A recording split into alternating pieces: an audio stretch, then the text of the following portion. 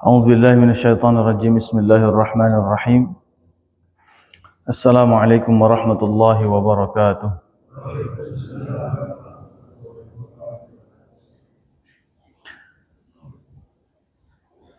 الحمد لله رب العالمين والعاقبة للمتقين ولا عدوان إلا على الظالمين أشهد أن لا إله إلا الله وحده لا شريك له إياه نعبد وإياه نستعين وأشهد أن سيدنا محمدا عبده ورسوله المبعوث رحمة للعالمين اللهم ربنا فصل على سيدنا محمد وعلى آله وصحبه ومن تبعهم بإحسان إلى يوم الدين سبحانك لا علم لنا إلا ما علمتنا إنك أنت العليم الحكيم لا إله إلا أنت سبحانك إنا كنا من الظالمين اللهم لا سهل إلا ما جعلته سهلا وأنت تجعل الحزن إذا شئت سهلا اللهم علمنا ما ينفعنا وانفعنا بما علمتنا وارزقنا علوما تنفعنا في ديننا ودنيانا وآخرتنا برحمتك يا أرحم الراحمين طبتم وطاب منشاكم وتبوأتم من الجنة منزلا ما بعد.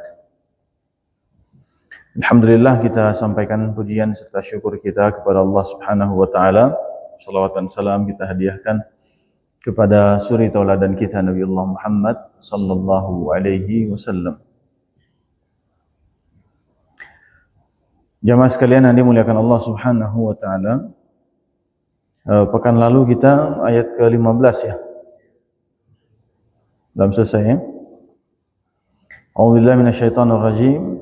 فأما الإنسان إذا ما ابتلاه ربه فأكرمه ونعمه فيقول ربي أكرمن وأما إذا ما ابتلاه فقدر عليه رزقه فيقول ربي أهانن.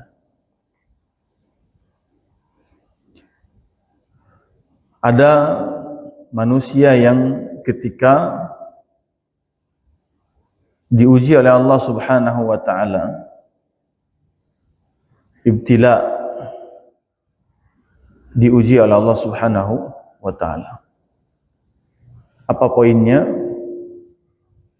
Allah terhadap kita relasinya adalah relasi ujian. Penguji terhadap peserta ujian. Ibtila. Ya. Liyabluwakum ayyukum ahsanu amala. Tentu sebagaimana ujian bukan hanya tentang yang penting lulus, tetapi bagaimana kelulusannya adalah kelulusan yang terbaik. Ahsanu amala.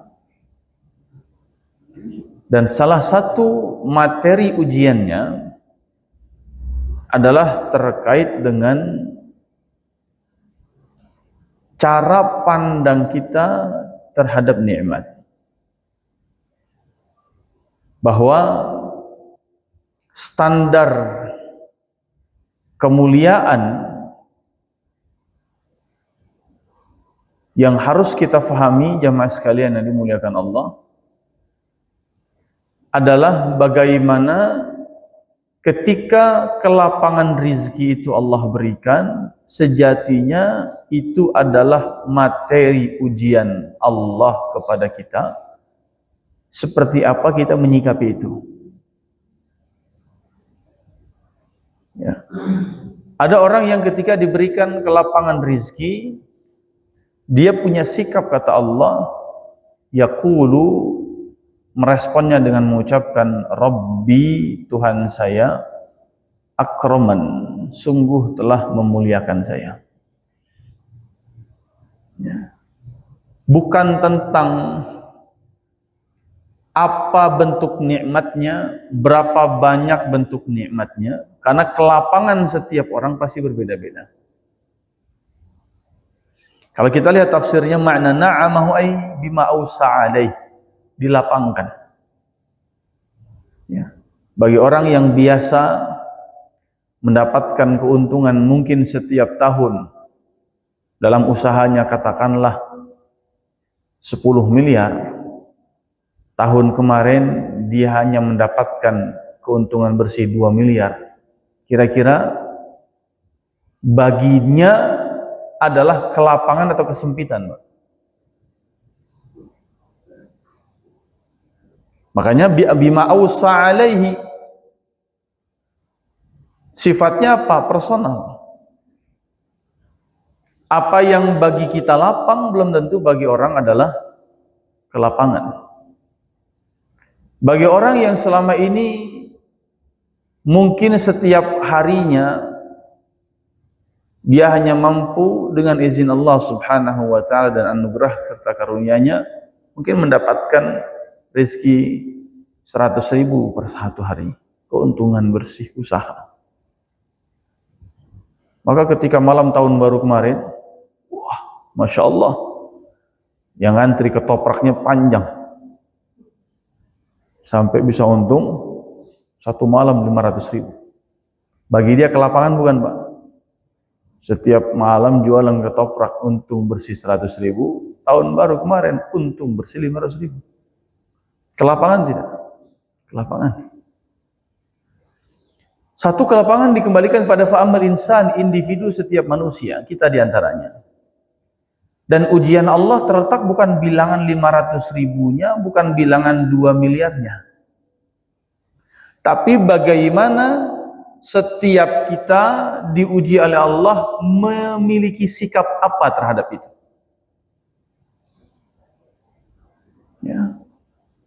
Kita punya sikap apa terhadap 500.000 tadi, atau kita punya sikap seperti apa ketika Allah berikan tadi misalnya keuntungan 2 miliar tadi misalnya. Ya.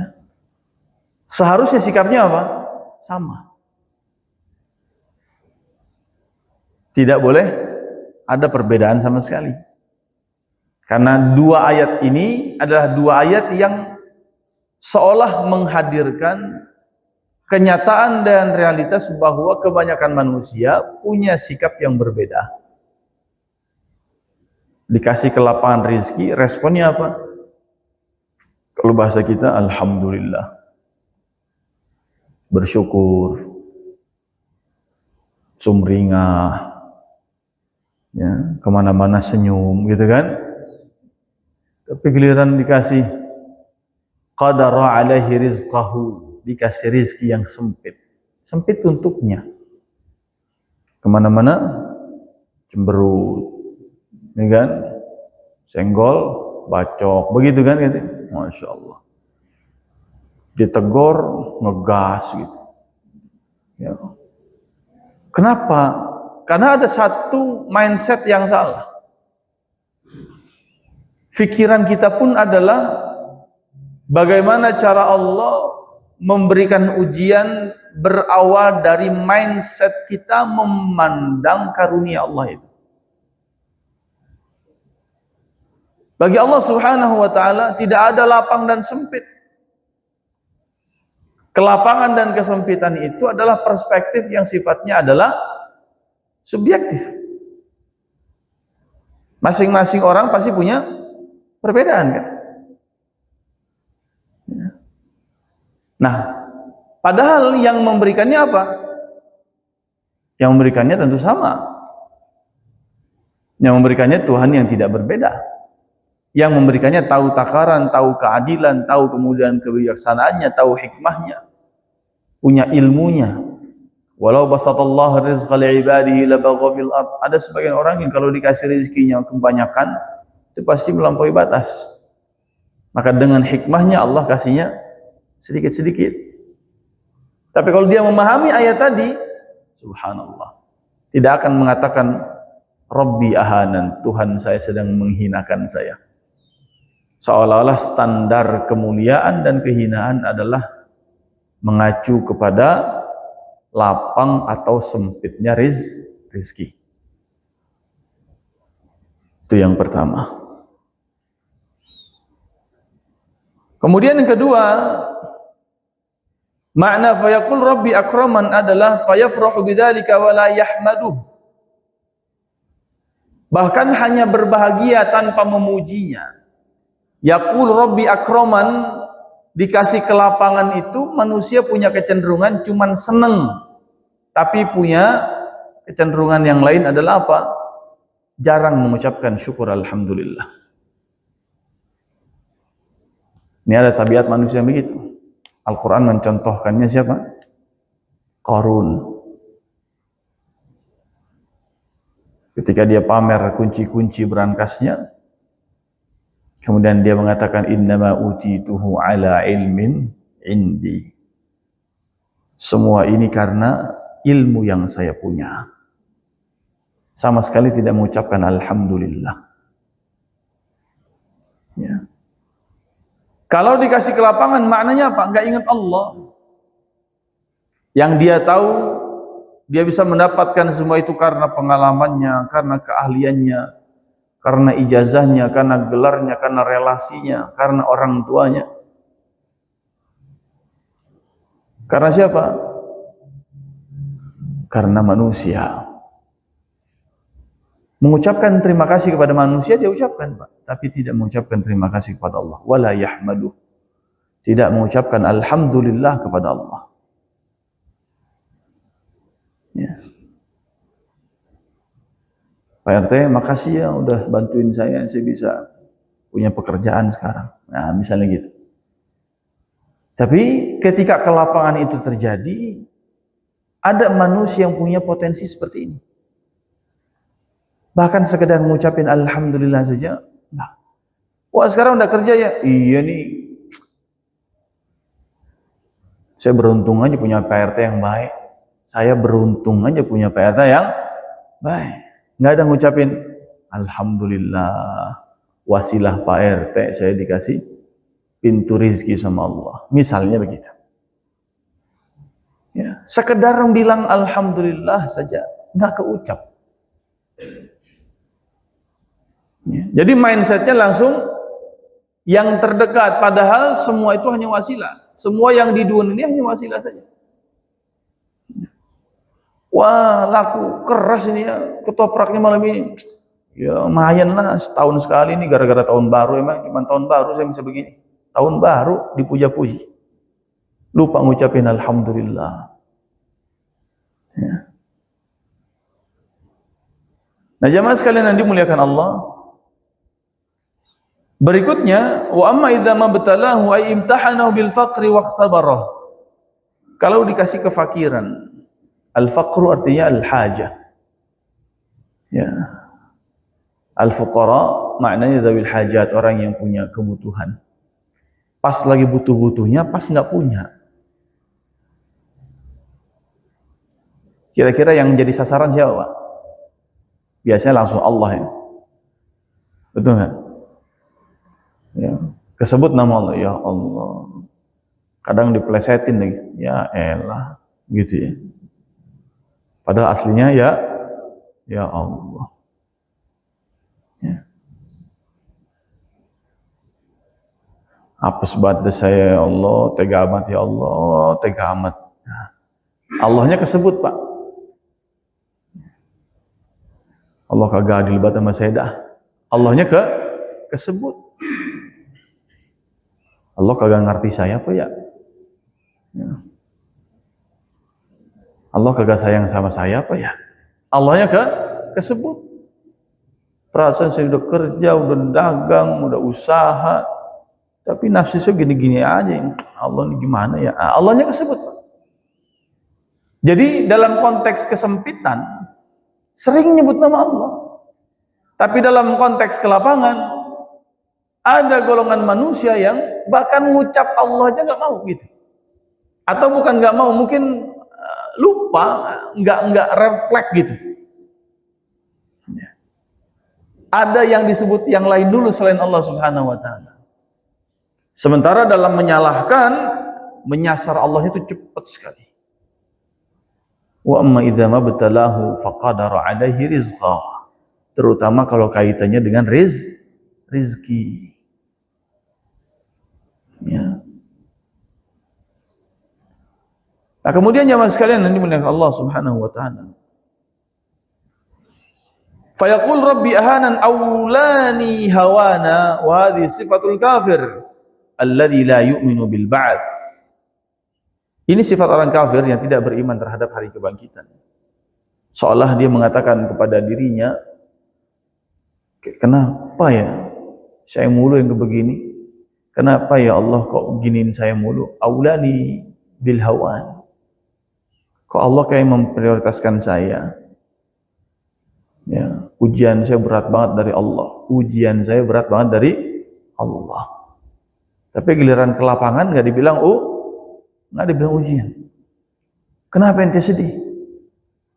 Saya dapat ujian berat banget dari Allah ini. Kenapa? Kemarin saya usaha baru untung 10 miliar, berat banget ujian saya ini. Ada yang begitu nggak Pak? Hah? Nggak ada ya? Nggak ada. Seolah-olah yang gede dan ke lapangan bukan ujian, padahal kalimatnya sama. Amal insan idza mabtalahu wa amma idza mabtalahu ibtila. Dua-duanya ujian. Ya, tapi jarang yang mengatakan ke lapangan adalah ujian.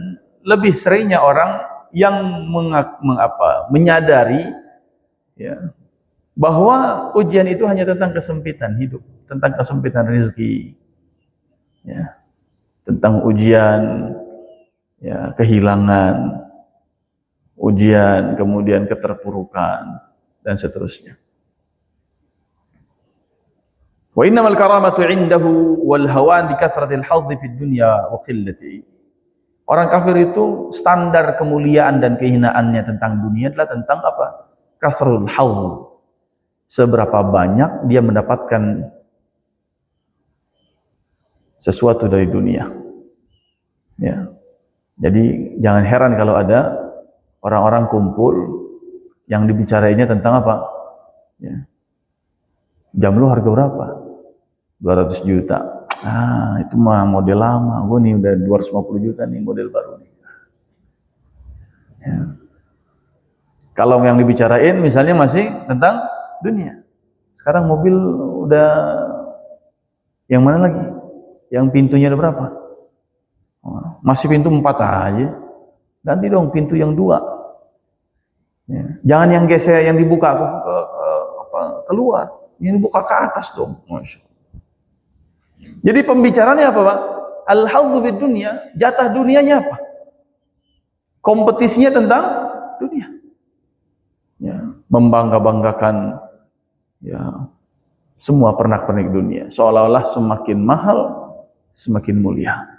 Semakin berlimpah, semakin mulia. Semakin mentereng, semakin mulia. Semakin punya, semakin mulia.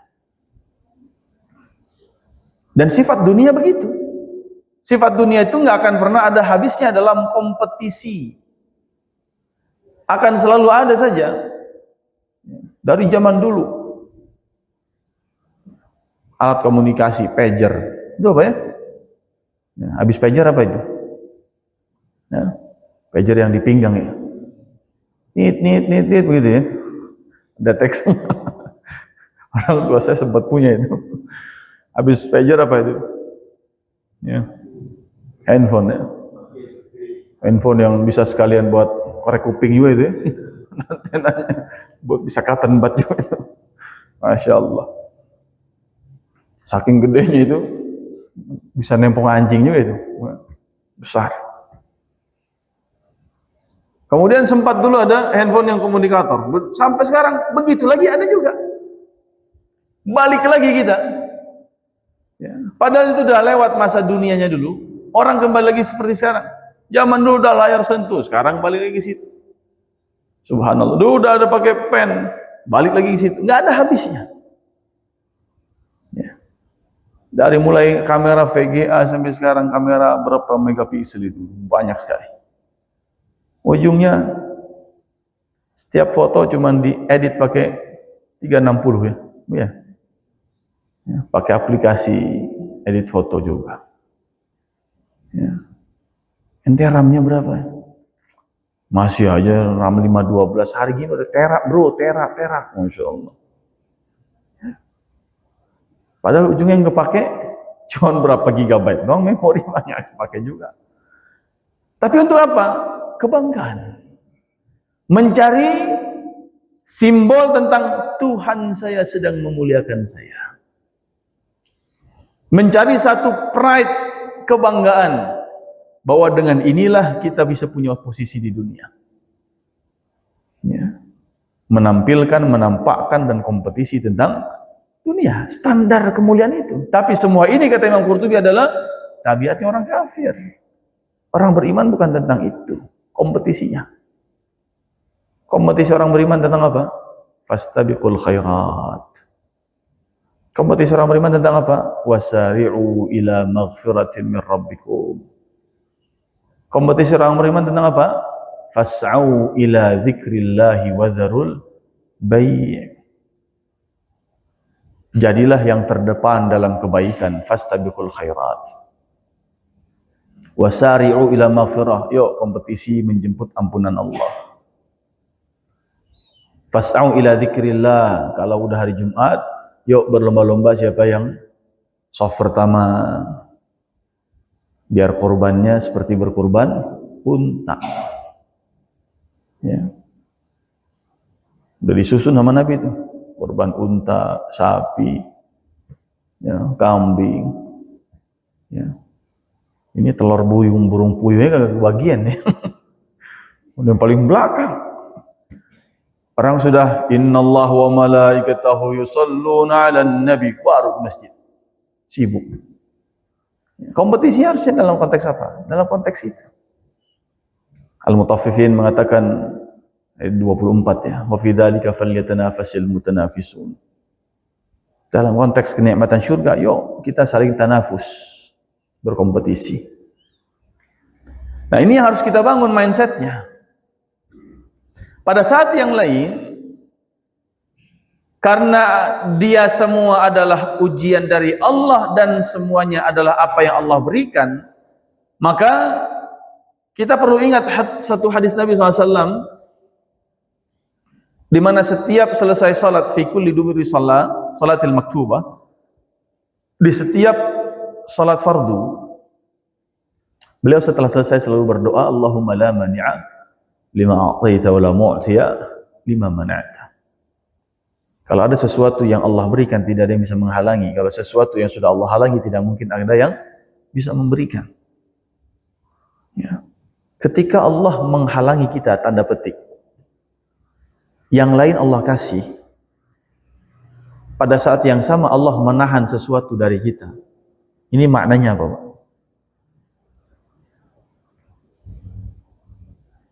Apa maknanya? Kita nggak dikasih, kita ditahan sama Allah pemberiannya.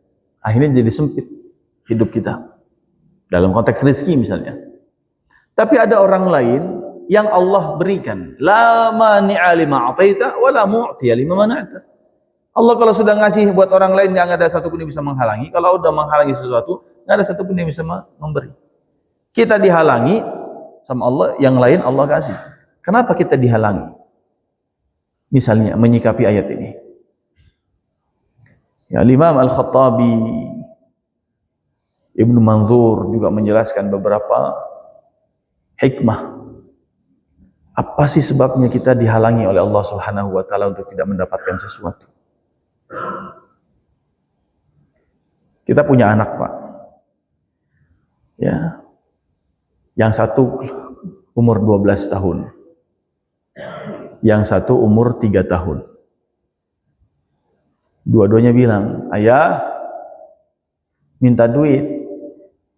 Yang 12 tahun bilang 100.000. Yang umur 3 tahun bilang, duit yang melah ya, yang melah katanya. Duit yang merah berapa? 100.000. Kemudian sang ayah bertanya kepada kedua anaknya, memang kamu 100.000 buat beli apa, Dek? Kata anak yang 12 tahun, aku mau bayar seragam taekwondoku ya di sekolah ekskul, aku belum bayar. Dia tahu nilai uang, dia tahu ilmu tentang uang. Secara syariat dia sudah boleh bertransaksi secara fikih, dan dia mengajukan sesuatu yang jelas peruntukannya. Kira-kira sebagai ayah, kita ngasih nggak, Pak? Ngasih 100.000. Baik. Yang umur 3 tahun. Ya, minta duit yang melah katanya. Yang melah yang mana, Nak? Kita kasih satu. Yang ini? Iya, yang itu. Ini 100.000, Nak. Kamu tahu 100.000? Pokoknya yang melah. Emang mau beli apa? Mau beli es krim katanya. Ya. Dia taunya cuman beli es krim. Secara syariat umur 3 tahun secara fikih sudah boleh belum bertransaksi? Belum. Sebagai orang tua kira-kira kita kasih nggak Pak? Iya nak, ikut ayah yuk. Kita beli es krim sama-sama. Tidak ngasih uangnya, tapi ngasih es krimnya. Baik. Kepada anak yang 12 tahun kita berikan la mu'tiya lima mana'ta, la mani'a lima a'taita. Kepada yang umur 3 tahun kita tidak memberikan. Padahal sama-sama meminta. Kita sering minta, ya Allah berikan hamba rizki. Tetangga kita, ya Allah berikan hamba rizki. Saudara kandung kita, ya Allah berikan hamba rizki. Teman kita minta, ya Allah berikan hamba rizki. Pada minta semua kan? Baik. Sekarang ada yang dikasih, ada yang tidak dikasih. Ada yang mu'tiya, ada yang mana'ta. Ada yang a'taita, ada yang mana'ta. Ada yang engkau kasih, ada yang tidak engkau kasih, ya Rabb. Padahal Allah itu nyuruh kita untuk minta. Dan janji Allah, kalau engkau minta, aku kasih. Ud'uni astajib lakum. Dalam tafsir surat Al-Fatihah, pada ayat Bismillahirrahmanirrahim, kenapa Allah disebut dengan Ar-Rahim? Karena Allah itu senang diminta. Semakin diminta, semakin sayang. Itu yang membedakan antara Allah dengan makhluk. Kalau makhluk semakin diminta, semakin kesel. Betul nggak Pak? Ya, benar nggak? Coba aja minta ke orang tiap akhir bulan. Terus rutin. Semakin sering diminta, semakin kesel. Tapi Allah semakin tidak diminta, semakin marah, semakin kesel. Dan semakin diminta, semakin rahim, semakin sayang. Nah, ketika Allah sudah bilang minta sama saya, kenyataannya kan tidak semua Allah kasih. Apa hikmahnya? Imam Al-Khattabi misalnya menjelaskan ada 2 aspek. Ya, falaisa man'uhu asy-syai'a bukhlan wa innama li hikmatin. Tidak memberikannya Allah kepada kita bukan karena pelit, bukhl bukan karena bakhil, tapi wa innama li hikmah, karena hikmah tertentu. Apa hikmahnya? Tadi bisa jadi Allah menilai kita nggak punya ilmunya. Kita cuma tahu bentuknya, warnanya warna merah, tapi ilmu tentang uang itu kita nggak tahu. Sudah nikah 6 tahun belum juga dikasih anak. Mungkin belum tahu ilmunya tentang mendidik anak. Menyediakan waktu untuk anak. Suami istri sama-sama sibuk mengejar karir masing-masing. Bahkan bersepakat untuk tidak punya anak sama sekali. Misalnya, ada yang begitu. Baru nikah, tasyakuran, orang tuanya minta saya hadir, ngisi tausiah, selesai itu orang tua bilang, Ustaz itu anak saya coba nasihatin. Kenapa emang? Tuh bang, ngobrol sama Ustaz katanya. Mojok saya sama dia. Laki-laki, bukan perempuan ya. Dan bilang mojok repot juga ini. Langsung viral di YouTube ini. Ada apa? Ustaz boleh nggak saya udah sepakat sama istri, saya nggak pengen punya anak. Ngapain nanti nikah saya bilang. Jadi belum tahu hakikat tentang anak, ilmu mendidik anak, ilmu tentang kemudian hak anak, ketersediaan waktu untuk anak adalah bagian dari nafkah, perhatian untuk mereka dan seterusnya. Belum tahu ilmu tentang nafkah, belum tentu ilmu tentang psikologi anak, perkembangan dan seterusnya. Ah ya udahlah, ntar dulu dikasihnya. Bisa. Ya. Atau konteksnya adalah malah bisa jadi terjadi pengkhianatan. Dikasih 100.000 ketika ngajuin tadi permintaannya buat seragam taekwondo. Ya, minta hari Senin. Ngakunya Kemis sudah dapat seragamnya. Sampai Kemis ditanyain, "Bang, mana seragamnya?" "Tahu nih. Sabam belum ngasih-ngasih." Nah, kalau taekwondo sabam ya. Sabam. Pekan depannya gimana nak? Kok masih belum pakai seragam? Iya nih ya. Gimana nih si Sabam nih? Insting ayah muncul kan. Dicek langsung ke sekolah. Sabam, anak saya gimana itu? Udah bayar belum itu? Belum pak. Ketahuan nih duitnya di khianati. Besok pak minta lagi, dikasih nggak kira-kira? Kenapa Allah menahan sesuatu yang membuat kita sempit? Bukan karena Allah ingin menghinakan kita, Rabbi ahanan. Kadang-kadang kitalah yang menghinakan diri kita sendiri di hadapan Allah Subhanahu wa taala. Sebab terjadi pengkhianatan atas nikmat yang sebelumnya pernah Allah kasih. Ya. Maka untuk memberi yang kedua kalinya, subhanallah. Pas ngajuinnya proposalnya apa? Pas LP-nya kwitansinya bunyinya apa? Kira-kira besok dikasih lagi nggak itu? Susah pak. Ya. Menebus kepercayaan itu sulit sekali. Nah, bagaimana Allah sudah mempercayakan kelapangan atas kita, jangan pernah mengkhianati itu yang pada akhirnya mengakibatkan terjadinya kesempitan terhadap rezeki dan kita malah menyalahkan Allah. Rabbi ahanin, Allah tega buat sama saya. Ntar dulu, bukan Allahnya yang tega. Pas Allah kasih kelapangan kita mengkhianati Allah, tidak kan begitu pak. Ya. Ingat kisah Tha'labah ya. Ingat kisah Tha'labah yang tidak ke masjidnya karena mengaku tidak punya pakaian, kecuali dia hanya menggunakan pakaiannya berdua dengan istrinya bergantian. Keterbatasan ekonomi. Ya Rasulullah, doakan saya jadi orang kaya. Akhirnya sama Nabi didoain, dimodalin 1 ekor kambingnya sampai punya kambing hewan ternak selembah-lembah itu. 1 lembah itu isinya hewan ternak dia semua. Logikanya kan harusnya ke masjid gitu ya Pak ya. Benar ya? Ya, harusnya kan ke masjid. Ditegur lagi, nanti nggak ke masjid. Ya Rasulullah, gimana saya ke masjid? Itu kambing banyak, saya pengen ngurus. Ya. Saya harus ngurusin kambing saya itu. Kewalahan sih ngurusin kambing, kadang-kadang sholat nggak sempet. Ya, boro-boro dengar azan. Ya, bayangin Pak, kalau di waktu azan semua kambingnya ngembek semua. Kira-kira suara azan kedengeran nggak? Waduh, ini sibuk saya ini dan seterusnya. Ya, khianat sama Allah. Ya, repot sudah.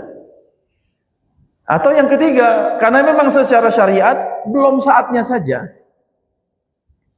Anak kecil umur 3 tahun ya memang belum saatnya untuk bisa berbelanja.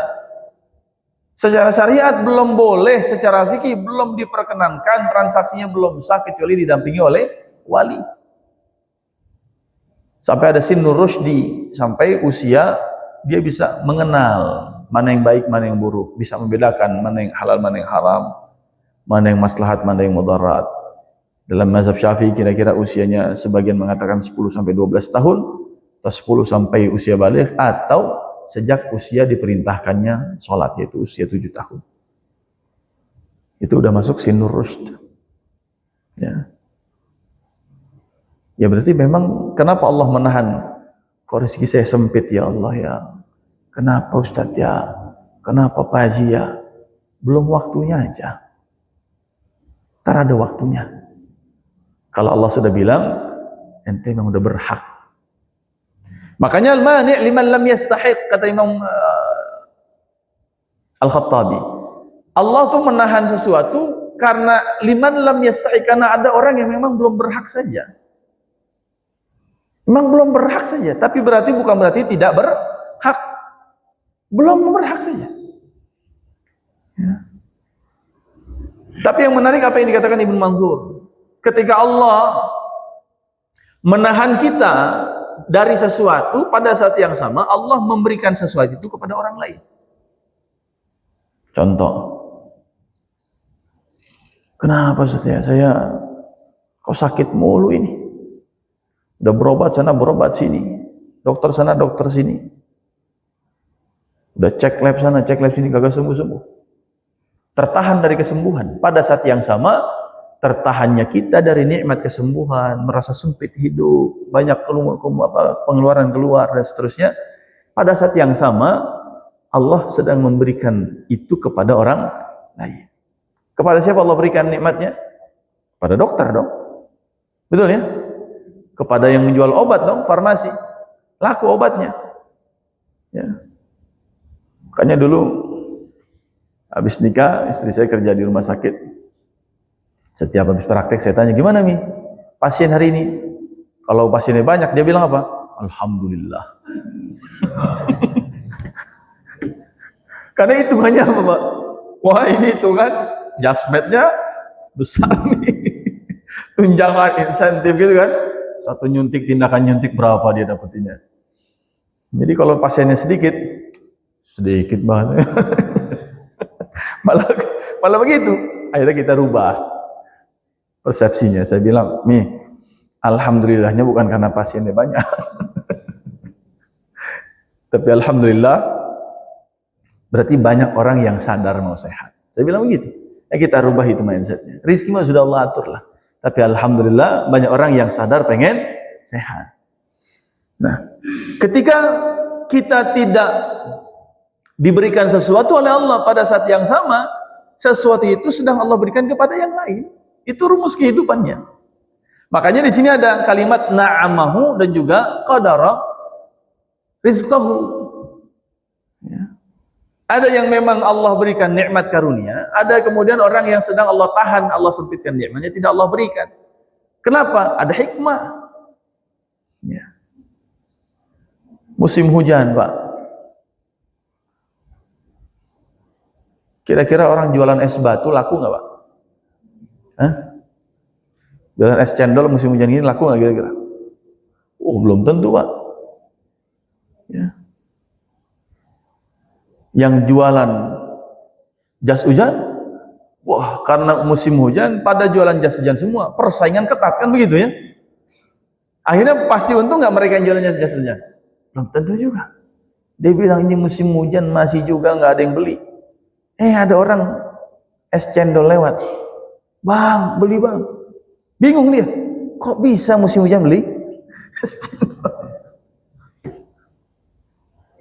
Ternyata yang beli seorang ibu yang lagi ngidam, Pak. Wah, lagi kepengen es cendol. Di saat yang sama, Allah menahan rizkinya si tukang jas hujan. Tapi pada saat yang sama, Allah kemudian memberikan rizkinya kepada tukang cendol yang lewat. Tuh. Dua toko kelontong berdampingan, sama-sama jual telur, beras, segala macam. Ketika Allah subhanahu wa ta'ala menahan rizkinya kepada satu toko ini, pada saat yang sama Allah memberikan rizkinya kepada toko sebelahnya kan. Ada orang datang, ada dua pilihan tokonya. Saya kesini berarti Allah memberikan rizkinya kepada orang yang ini, toko ini, pada saat yang sama menghalangi rizkinya dari toko sebelahnya. Artinya apa? Dinamika kehidupan ketika kita sedang disempitkan atau ditahan rizkinya sama Allah, bersyukur karena ada hamba Allah yang lain, saudara kita yang lain yang sedang Allah berikan nikmat. Bukan mengeluhkan kondisi kita, tapi justru mensyukuri kebaikan yang sedang dirasakan oleh saudara kita yang lain. Nah ini mindset yang kemudian juga harus kita bangun. Ya. Kalau ketika saya membaca syarahnya Imam Ibnu Manzur misalnya tentang konteks tadi, oh iya juga ya, subhanallah ulama kita jeli juga menjelaskan satu konteks tentang kenapa ada karunia Allah tahan itu. Ya, ada hikmah apa di balik itu. Ya. Bisa jadi karena belum punya ilmunya, bisa jadi karena ada pengkhianatan, bisa jadi karena memang belum saatnya saja. Atau harus kita yakini pada saat yang sama Allah menahan sesuatu atas kita, di saat itu Allah sedang memberikannya kepada yang lain. Tentu bersyukur. Ya. Nah, taib jamaah sekalian yang dimuliakan Allah Subhanahu wa taala. Fa ammal mu'min, adapun orang beriman, fal karamatu indahu, kemuliaan di sisinya adalah an yukrimahu Allah bi taatihi wa taufiqih. Kemuliaan di sisinya adalah tergantung sejauh mana dia punya kelapangan untuk melakukan ketaatan kepada Allah Subhanahu wa taala. Oke, rizkinya lapang. Ya. Tapi kompetisi kita adalah kompetisi dari rezeki yang Allah lapangkan itu, kita punya ketaatan apa? Sama-sama punya uang 10 juta, Pak. Kompetisi kita apa? Itu 10 juta, kita pakai buat apa? Ada nggak ketaatannya? Ya. Nah, orang beriman berpikirnya ke sana. Oh, dia rumahnya sama saya, tanahnya sama-sama 200 meter. Tapi di rumah dia nggak pernah ada pengajian sama sekali. Saya tiap hari ada pengajian di rumah, masya Allah misalnya. Ya, rumahnya nggak pernah ngadain Jumat berkah. Saya jadi base camp Jumat berkah misalnya. Kompetisi kita bukan tentang gede-gedean rumahnya, tapi rumah itu punya ketaatan apa? Membantu kita dalam konteks ketaatan apa? Ya, mobilnya sama, mereknya, tahunnya, tipenya, versinya segala macam lah. Oke. Ya. Tapi itu mobil punya ketaatan apa? Punya kebaikan apa? Ya. Punya amal soleh apa? Pernah nggak misalnya ya membantu tetangga? Kemudian pernah nggak dibawa ke masjid misalnya? Pernah nggak dibawa ke majelis silaturahim, mengunjungi orang tua, karib kerabat, minta nasihat ke para guru-guru kita dan seterusnya? Ada nggak kebaikannya? Nah, ini standar kemuliaan orang beriman. Kemudian al-muaddi ila hadzil akhirah, yang pada akhirnya semua ketaatan itu berimplikasi kepada kebaikan akhirat. Jadi kelapangan dunia atau kesempitan dunia tujuannya sama-sama satu saja, bagaimana mendapatkan kelapangan akhirat.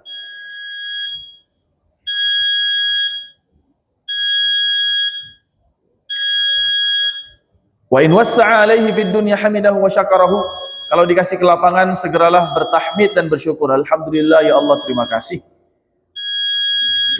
Dan ketika mendapatkan kekurangan, maka evaluasi ada sebab apa di balik itu. Ya. Jangan mudah menyalahkan Allah, tapi pandailah menghisap diri sendiri. Kenapa ya saya begini? Apa salat subuh saya tadi ini? Ya. Kata para ulama, kalau para salaf itu terdapat sesuatu dalam rumah tangganya bermasalah, hewan tunggangannya bermasalah, bahkan ada hewan di dalam rumahnya yang diingat langsung Allah Subhanahu wa Ta'ala. Hewan tunggangan nggak bisa dikendalikan, ya. Yang diingat langsung dosa saya sama Allah apa? Ya. Bukan menyalahkan Allahnya. Kesempitan hidup, ujian hidup adalah untuk menyalahkan diri dan mengevaluasi diri. Taib, ini yang bisa kita bahas insyaallah pada pertemuan malam hari ini. Nah, mudah-mudahan ada manfaatnya dan kita lanjutkan insyaallah pada pertemuan berikutnya, ayat ke-17. Subhanakallahumma bihamdika asyhadu an la ilaha illa anta astaghfiruka wa atubu ilaik. Wallahu a'lam bishawab. Assalamualaikum warahmatullahi wabarakatuh.